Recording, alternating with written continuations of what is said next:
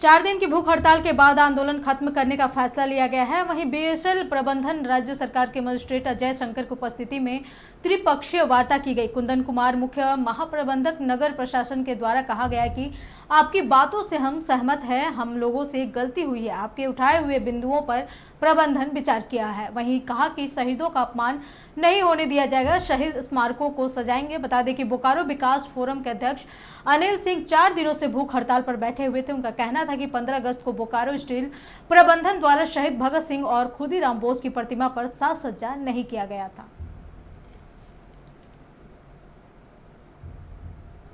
देश का महान राष्ट्रीय पर्व स्वतंत्रता दिवस मनाएंगे, तो उस स्वतंत्रता दिवस के अवसर पर 15 अगस्त को जब हमने अपने शहीदों को नमन करने के लिए गए थे, तो देखिए भगत सिंह का प्रतिमा जैसे तैसे था, वहां कोई रंग रोगन, साफ सफाई और जो है कि सौंदर्यीकरण वगैरह सजावट की काम नहीं की गई थी।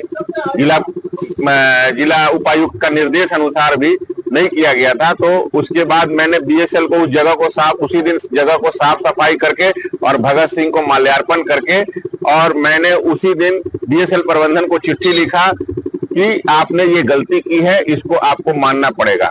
8 दिन का उसमें समय दिए थे, तो 8 दिन के समय में भी उन लोगों ने जब नहीं माना, तो उसके बाद हमने भूख हड़ताल पर बैठा। भूख हड़ताल करने के बाद बीएसएल प्रबंधन ने अपनी गलती को स्वीकार किया और माना है कि मुझसे ये गलती हो गई है।